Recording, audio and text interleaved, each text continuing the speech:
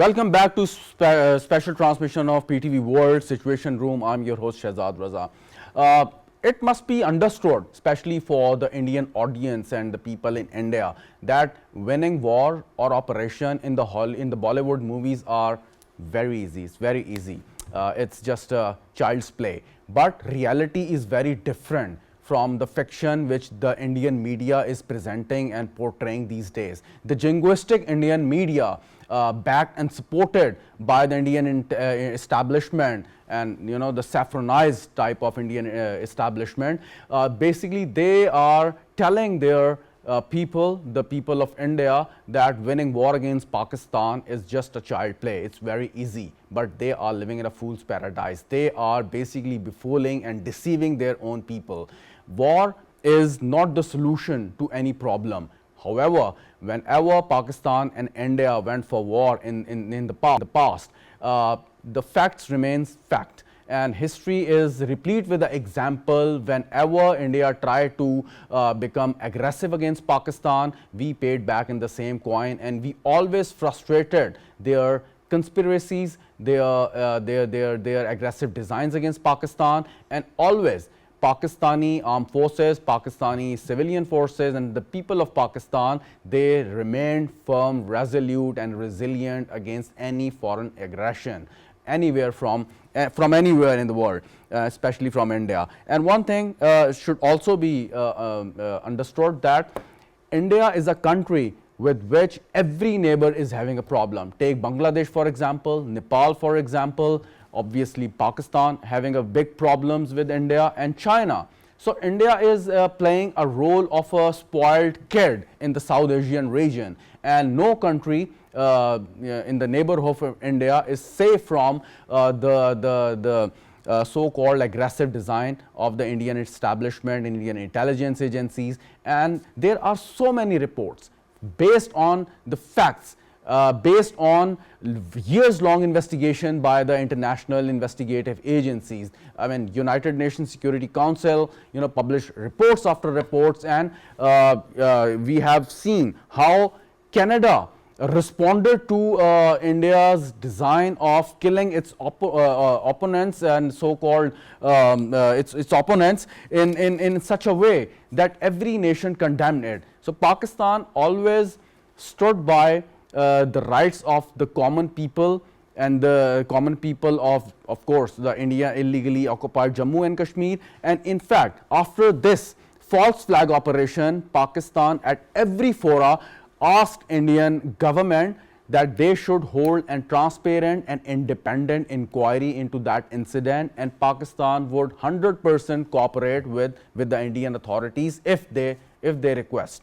The question is, even the world community, I mean, today while talking to the foreign minister and Deputy Prime Minister Ishaq Dar, his Swiss counterpart offered that Switzerland is ready to cooperate and supervise the independent and transparent inquiry, whatever happened over there. But India is refusing. It's not cooperating with such sincere and honest and sagacious demands. Why? Because that was a false flag operation, and if an independent inquiry is held, the Indian lies would be exposed in front of the world. So we are going to discuss and continue to discuss whatever lies the Indian media is telling us, showing us, and what exactly is the reality. In the studio, I'm being joined by Zaman Bajwa. He's international expert and leading Youth Forum for Kashmir, an independent think tank. Thank you very much, Zaman, for joining us. And very soon we are going to be joined by Shazia Anwer Cheema and Shazia Malik. Zaman, to you. India is resort to dirty tricks like blocking social media accounts, or not only the Pakistani government officials but the Pakistani artists. Many showbiz stars, I mean, who have nothing to do with any war mongering, but their social media accounts are blocked in India. And secondly, I mean, they are trying to choke Pakistan economically and sending the messages, signals that we would be doing everything to block this IMF deal. I mean, which is far from the reality. But still, I mean, these are the levels that India can stoop to. How would you comment on this? First of all, I just want to thank you for inviting me and having me on your show. And one thing I want to thank the India as well on this on the occasion, because it provided us an opportunity to think about ourselves. Before that, we were politically divided, but due to this situation, all the Pakistani community and the people of Pakistan are stood by with their armed forces, and they are ready to safeguard their motherland. So you are talking about the first you started from the role of Indian media regarding this situation. It takes me back to the history when I was thinking about the Joseph Goebbels, what he played a role during the German times Second World and War. Second World War time, and they created opportunity for the media as well, that just go and attack on the England at that time, and it's massacred. The World War II started, and millions of people just lost their lives there. Now the warmongering of the Indian media, they are just spreading a propaganda or a false narrative given by the Modi regime. They are talking about to just politically isolated, diplomatically isolated Pakistan, but all the tries are just failed. You talk about the IMF. IMF just gave a reply back to the Indian stance that they have to think about the Pakistan's package. They gave a reply that IMF don't think and consider the concerns of the world about the True other that. countries. So Pakistan, we are deal in with Pakistan, and there is a board meeting happening on 9 May, and Pakistan will be get a 2.3 billion dollars package in this Of course, deal. of course. If you see the Indian by the systematic way, India is just planning to destabilize Pakistan economy. They are talking about to just suspend the Indus Water Treaty, and they are taking the cover of the 62 article of the basically Vienna Conventions, which talk about the circumstances. If you have that circumstances, you can just suspend the treaty. But India can't do that because it's a treaty which is granted by the World Bank. Of course. And one other thing with that, how India can do that, they don't have the capability. They will take large scale of the scale 30 dams to just stop the waters, and now the people of Indian occupied Kashmir, they are also politicians of the Indian occupied Kashmir also speaking about that. If India will stop the waters of Indus water, there will be floods. Very right, very right, very right. Of course, I mean, Indus Water Treaty, and India is not abiding by the treaty for so many years. You are absolutely right. And Shazia Anwer, Cheema, and Shazia Malik also joined us in the program. Thank you so much, both of you, for sparing time for my show. Shazia Malik, to you first. Every day is a new day, and we are hearing statements from Pakistan, very responsible statement, and all the time Pakistani government is demanding India to hold independent and transparent inquiry into Pahalgam incident attack, and Pakistan offered all sort of support to further the investigation if there is any. But as we know that was a false flag operation, so India is not willing to accept this sincere offer made by Pakistan. So could you tell us today what exactly happened? The government of Pakistan, we also heard the statement of the US Pakistan's ambassador to the United States of America, and Foreign Minister Ishaq Dar also spoke to his counterparts from different countries, especially Turkey. So what exactly happened today as far as the situation is concerned? Uh, you guys are sitting in Pakistan. Thank you very much, first of all, Shahzad, for the opportunity. You guys are sitting in Pakistan, so you exactly know what, Mr. Ishaq Dar and the government is doing. However, I would like to shed some light on the criminal mindset of the BJP government, because I'm sitting here in Canada. This Hardeep Singh Nijjar case exposed them. Then they were exposed in the Gurpatwant Singh Pannu case in US. Two of the Indian spies were deported from Australia. There was a very interesting Human Rights Watch 35th edition of World Report, which was written not by a Pakistani, not by any European. It was written by Meenakshi Ganguly, who is the Deputy Asia Director at Human Rights Watch. And she has written how the government is deepening its crackdown on minorities and critics, and is running a decade of discriminatory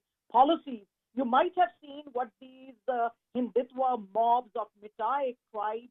They did to the Kuki-Zo, who were Christians, how they killed them, how they are, not only killing Christians, but they are also persecuting Muslims. You must have been following Al Jazeera. And again, this report was written by Apurva Anand, who is obviously not a Muslim, that BJP governed states responded to the electoral setback by inventing novel ideas to harass, attack, and humiliate Muslims. Also, they have been, narrating this stories of jihad and love stuff. So what I mean to say is that India is the biggest terrorist state on the face of this earth. Not only that they are doing terrorism in their own country, not only they are killing their own people, but they are also not only doing this terrorism in the region, as you might have seen in Balochistan and KP, but they are involved very much in transnational terrorism. Your panelist before, me was talking about how they have tried to block IMF. I mean, how can they block IMF when they themselves have taken multilateral institutions debt from different institutions? For example, from World Bank, they have taken 1.5 billion US dollars. From Germany, their debt is something like about. Shazia, it's an unfortunate fact that evidence are available in which India proven guilty of state-sponsored assassination in Canada. I mean, there were attempts against the Sikh leaders in the United States of America as well. Canada responded. Of course, it responded, and there were like a exchange of very fiery statements between Canada and India. But again, there was a complete silence from other important countries, other important capitals, like whatever India did in the United States of America. It sponsored, it allowed its agents to go for assassination of a dissident Sikh leader. But what the kind of response we were expecting from important world capitals, that was missing. Why? Of course, we must understand that India has become a very big economic power. However, kudos to their foreign policy. If you see how Mr. S. Jaishankar goes around the world and fights the case of India and always tells that, that is the Vishwa Guru, the savior of the world, that gets not really 100 out of 100, that gets 200 out of 100. I think other countries really need to look at those things. However, having said that, people have not really forgotten. Do you think that the administration, because again, the Liberal administration has come in Canada, they have forgotten the case of Hardeep Singh Nijjar? No. And the intelligence agencies have not forgotten in US also how Gurpatman Singh Pannu was, it was planned that he is going to be killed. Definitely there are cases. You might have seen how they are now struggling with their student visas with the US. So it is not that the world has not really responded. Also, if you look at the comments of Marco Rubio, they were somewhat positive that they wanted both parties to work together. There was no blame game from the US side because they have lacked the evidence that the world was looking at. The New York Times. Of course, a very important point. Sorry to cut you, but exactly the kind of diplomatic support India was trying to wield against Pakistan, it could not really get, and because of the fact that it was a false flag operation, and world knows that what exactly India want. Dr. Shazia and Cheema, the key to any story, the news story, is not what, when, who, but why. So my question is, why India orchestrated this false flag operation at this juncture and, threw the entire blame on Pakistan? Why exactly? What exactly were the motives? This is a very important question, and this is the question after the fog, which has been like shutting down a little bit, and now people are asking this question. It was like a hue and cry about the blame game and the stuff everybody wants, like in India, that somehow somebody, at least a single country, should point out finger toward Pakistan. But after, when they couldn't get that, and sanity is little bit prevailing in the community, especially the non-Bhagat community, the non-Bhajpa community. Now they are asking the similar question, like if it was for the domestic politics, um, how can you have a next election victory on the dead bodies of 26 people? And if it was for containing China, and that is another very important thing being discussed, that Pakistan, it was a war, war of aggression for China via Pakistan. That is another thing which I am hearing sitting in Europe, that this could be a dimension of that. So now India is practically trapped in its own narrative, in its own false flag operation. India would have been much mature. I mean, India could have tried this so many times, and now we can expect India to do it a little better, but they just use that tried and tested method, and they have this habit of getting away of it. But this time, their entire process of this false flag operation just brushed on But their don't you think, faces. Dr. Cheema, don't you think that it's a pattern? Take Pulwama, for example, Uri, and now Pelgam. So every time such false flag operation were conducted, there was a motive. And motive is to, gain local and public support within India, just before any important state or general elections in India. So you think that it's a very easy sell. You kill 26 people, assassinate your own people, point blank, cold-blooded murder, and then you win the election. I mean, it's something, mind-boggling, horrendous. They have done it, and they always get away with that. In Pulwama attack, we have we read those chats from Arnab Goswami, in which he was discussing that he has made the money of his lifetime in just 2 days because he got somehow a head start, and all that euphoria and all that warmongering on TV, and he has won the fortunate. So these are the people who do politics, who do economy, who do business on the dead bodies. So yes, that could be have been the major motive. But your question is that why is in everybody's mind, because if this was for the domestic politics, now the domestic polarization, we can see that Sikh people are openly saying and openly reiterating, Very right. reinforcing that we are not party in this war. The seven sister states, they are already saying that we have our soft corner for Bangladesh, and the Bangladesh, the previous client state, it has the soft corner for the seven sister states. So they have the problem there as well. In Kashmir, Sure. Kashmir is a dispute like for 70 years old. So what, or if the issue was to blame Pakistan and to tag Pakistan as a terrorist state, so Pakistan is the member of SCO, and now the BRICS countries, as I was mentioning before, the BRICS countries are they are deciding to have an emergency meeting to discuss that why India is creating this situation in a nuclear zone, where China, India, and Pakistan, all three are the nuclear Of power course, and a of course, of directionless course, country. of course. And And and that's why we say that the core dispute of Kashmir should be resolved sooner than later, because the both countries, they are nuclearly armed, and we are, of course, sitting at a nuclear flashpoint. Zaman, the thing is, this line of control, it is highly secured. I am not saying it from myself, but as the Indian government always claimed that we secured the line of control and we deployed so many troops and all these latest equipment and techniques, and no one can cross.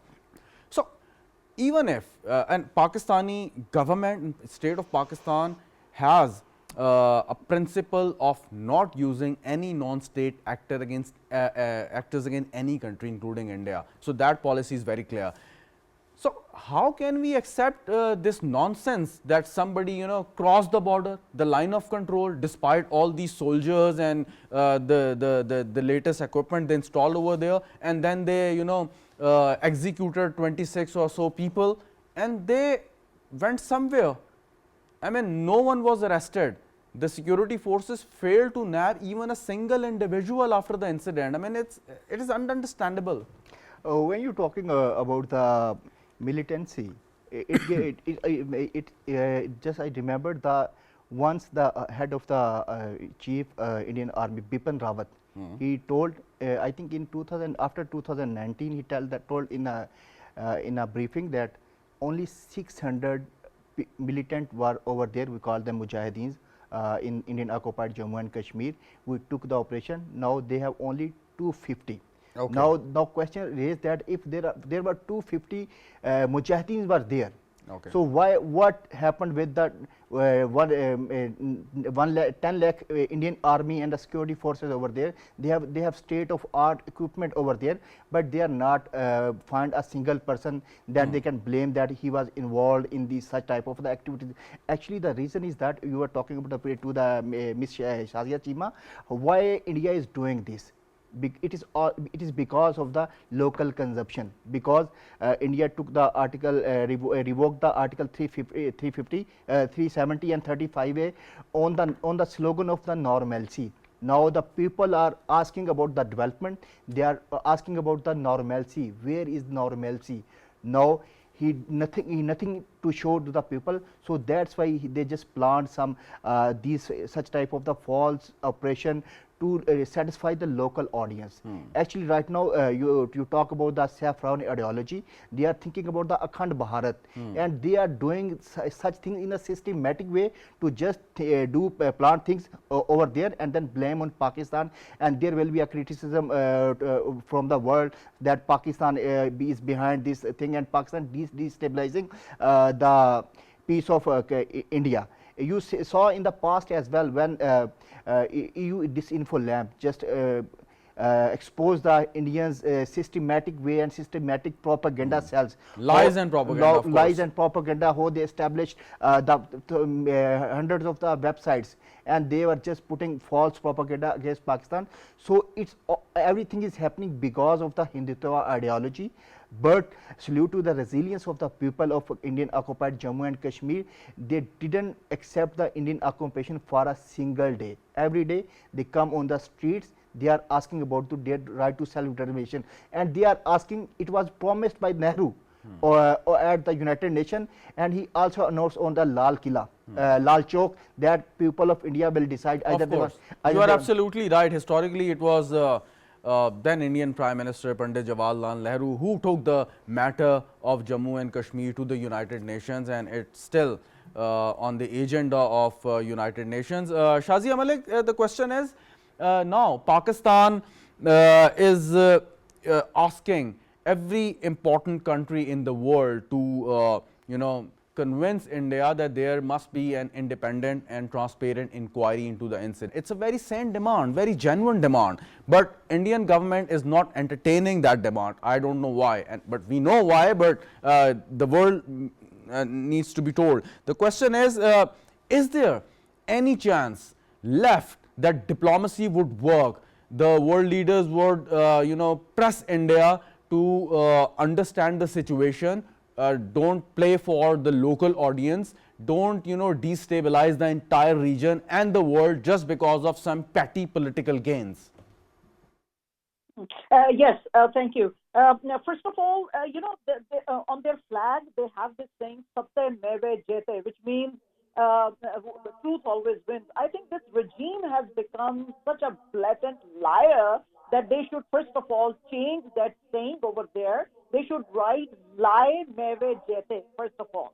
Secondly, I think our friend China, because Mr. Modi and co, his crony capitalists who are around him, the Ambanis and Adanis, they have no love for the Indian people at all. Now, for example, you can understand how in 2020, when Indian soldiers were killed in Galwan, even at that point, Mr. Modi took over 9,000 crore loan from China. So maybe we need to look at that. Maybe we can ask China to, sort of stop, extending its line of credit to these guys, number one. Number two, Pakistan has to be very, very clear and understand what their motive is. They want to destabilize. If you see how they are using the whole narrative as an eye watch, because Mr. Modi has not even once try to connect with the victims' families, or he has not even been able to go there. In fact, he's more interested in Bihar. Instead of saying sorry to those people, whatever happened there, he is busy in Bihar. Also, he is busy with Wave Summit. You might have seen his pictures with all these Bollywood stars there. At the same time, you might have seen that India is very quiet at the moment, but they are in fact preparing. 3 days back, Modi government has appointed the former Raw National Technical Research Organization chief, that is NTRO, Alok Joshi, as National Security Advisor Board's chairman.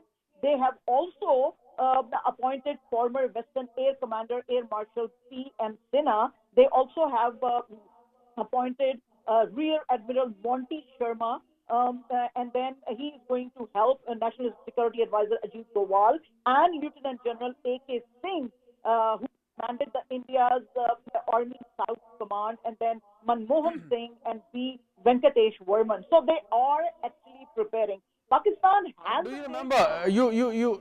I'm sure you remember when Mr. Modi was serving as the chief minister of Gujarat, and there were the massacre of Muslim over there, and he earned the title of Butcher of Gujarat. And after that horrific incident, the United States of America banned his entry into its territory, and only after he became the prime minister and there was some hush up case in Indian saffronized court, and Modi got the clean chit. Only then he was allowed to travel to the United States. The thing is, why the world community, why people forget the past, the history? 900 Muslims were killed there. And this killing has not stopped, my dear. This killing has not stopped. This killing is going on. Their barbaric details have come out of Manipur. There are also barbaric, details which are coming from other places. For example, they erased Muslim homes, and they want to erase their history. They demolished their homes and caves in Haryana just recently in September in 2023 in Nu. That is what happened, and then they are changing frequently the Muslim names. They are constantly demolishing Muslim masjids, like, for example, the 16th century mosque, Shahi Masjid in Pragya Raj, that was demolished. Then, just about last November, a 300-year-old mosque in Uttar Pradesh, Muzaffar Nagar, was razed because they said, oh, it's coming in the way of the highway. Yeah. Now they are trying to demolish this Shahi Jamia Masjid in Badoon, and then Shahi Eidgah Mosque in Uttar Pradesh, and then Gyanwati Mosque. Even they are saying that Taj Mahal was a Hindu temple. It's very unfortunate. It's very unfortunate. I'm glad that you brought this issue up. Dr. Shazia and Cheema, the India always claimed and took the credit, or felt proud and very proudly tell the world that it's a secular country, and that is basically the the essence of Indian, so-called Indian democracy. I mean, we heard that time and again. But in a country, when if you slaughter a cow, then you should be ready to get bludgeoned to death. I mean, this is the reality in India. So all this, the so-called secular posture, I mean, it's just an eyewash. It's nothing. India should not be, considered or to be called a largest democracy in the world. In fact, it's the largest dictatorship in the world, where the lives of the people who are not, supporting the Modi ideology, their lives, their property are not safe over there. Yeah, of course, Modi and his Bhakt are, it's a cult and based on RSS, and RSS is celebrating, I think, next month or next after next month, it's 100 years birthday celebrations.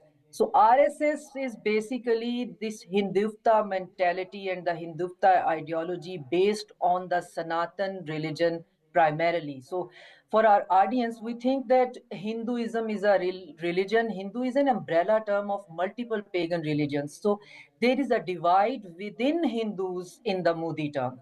These 11 years of Modi's has basically exposed the bizarreness of the society and the cultural fabric of India, which has been covered and colored under the colorful covers and all those multicolored music, art, and dance stuff.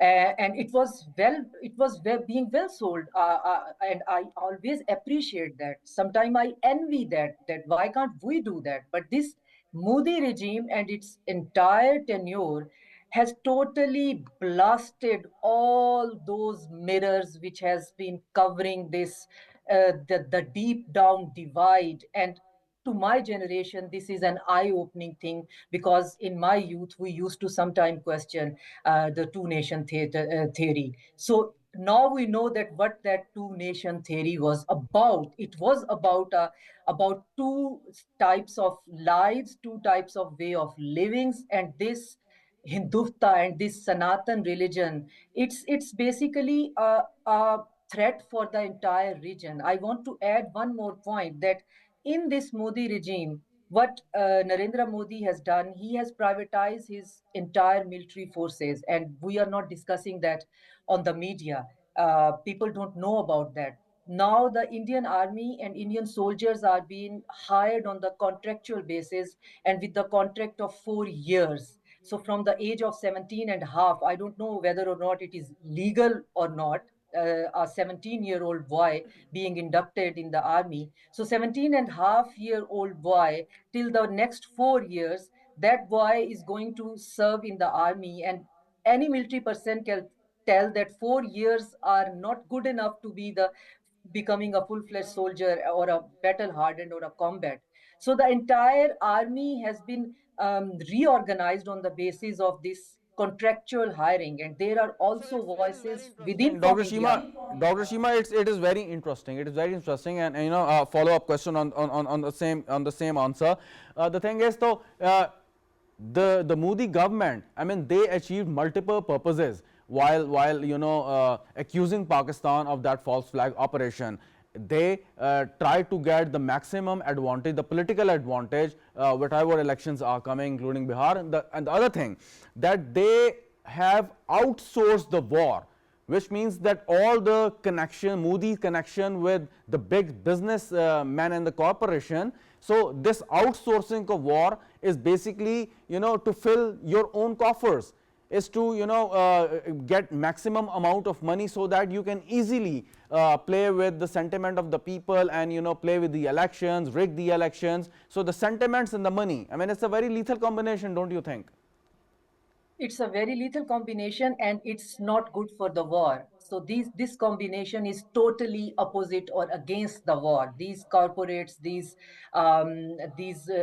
economy giants, they don't want war. They call their Bangalore the Indian Silicon Valley, their film industry, and they know that this time the reconnaissance and sabotage activity or a raid party is not going to be answered by Pakistan just by the similar response. So Pakistan has already marked the targeted. So this is not going to happen that you are just coming with a raiding party and this is a small reconnaissance and sabotage operation and then you are running away, or if it is going out of hand, then you are asking the international community to intervene and then freezing the situation. That's the pattern which Right, India has been right. following since it's it's independent, that blaming Pakistan, then forcing Pakistan to react, and then intervening, like intervention of the international media, international community. But this time this is not going to happen, so that's why there is no war going to Okay, happen. And that's why I mean, you at the moment, you sitting in Europe.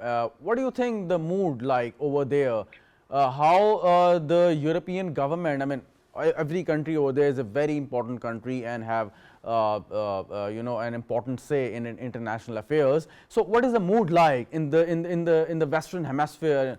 How they are reacting and responding to Indian lies, and whether they are accepting the Pakistan's narrative, which is based on fact and truth?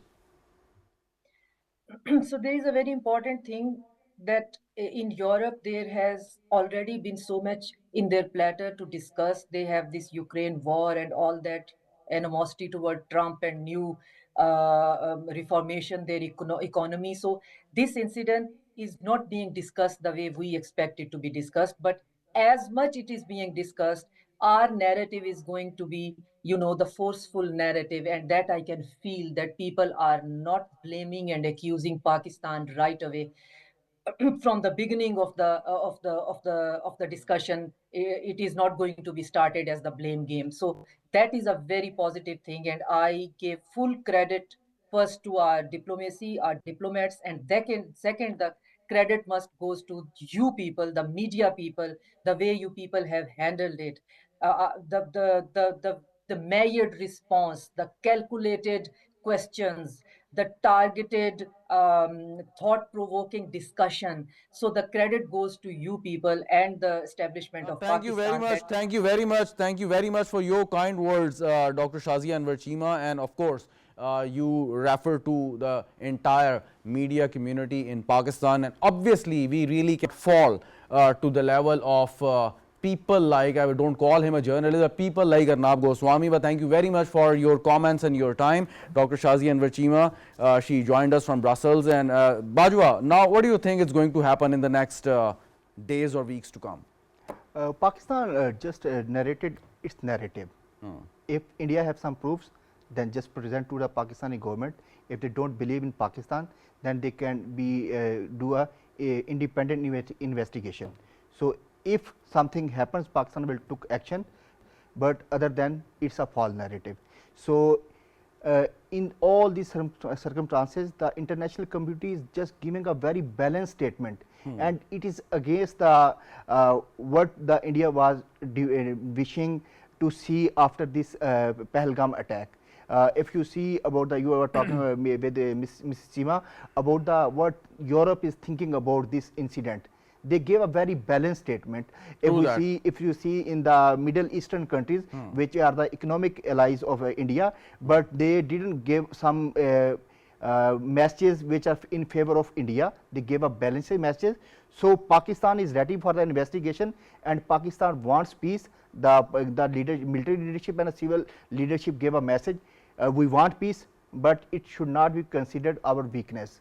So let's see what happens in coming days. And inshallah sanity will prevail. Of course. And how important is to have a political unity, especially, and every political party, regardless of their political differences, should should sync their voices against the enemy, which in fact trying to not only destabilize but destroy Pakistan. But unfortunately, we also saw many social media posts in which some miscreants and misguided people, they are basically trying to create a wedge between Pakistani nation. Maybe these are the accounts operated from abroad. Maybe Indian agencies are sponsoring them. Obviously, you talk about that's why I just thanked in the start to the India that they have united us. Before that, we were politically divided. We were thinking in different perspectives. But in this situation, all the leadership, apart from what the political party is, they just presented that we are here to united for Pakistan. And you are talking about the false narrative on the social media. Obviously, Indian agencies, they are operating some social media pages, websites. They are just spreading misinformation, disinformation to just exaggerate the things and posting many older things which are happening in the other parts of the world, but they are just portraying that such kind of things are happening in Pakistan. Very right. You saw the picture about the lines of the petrol on the petrol pumps. So they are just selling the false narrative. But right now, the youth of Pakistan is educated. They know how to conduct research about the false narrative. Very right, very right, very right. Shazia, Malik, are you still with us? Sir, yes, sir, I'm very much there. Thank you so much for the wait. I still remember many years ago when Ashfaq Parvez Kiani was the Chief of Army Staff, and he addressed as Yawm Shahada, and in which he said that the threat against the existence and the state of Pakistan was from within. I mean, he basically was talking about the non-state actors which were very active at that point in time. But now at this stage, do you think that we really need to review, and in fact we have reviewed our strategy, but now we are facing threat from the outside? Afghanistan, India. We are sandwiched between the two hostile neighbors. Oh, and of course, the non-state actors in Afghanistan, they are acting as the Indian proxies. So now we have, we did the cleansing. We got rid of this menace of terrorism. Of course, we need to do a lot more, but still, the major threat which we feel at the moment is from the other side of the border. What do you think about that?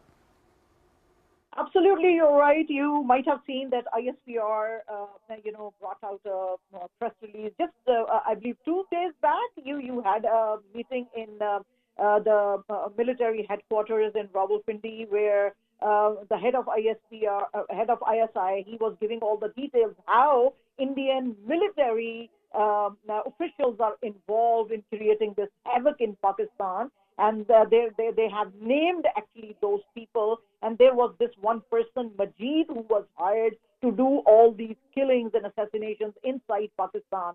So they have not stopped. You will be surprised to know how much they have, spread their tentacles, these Indians.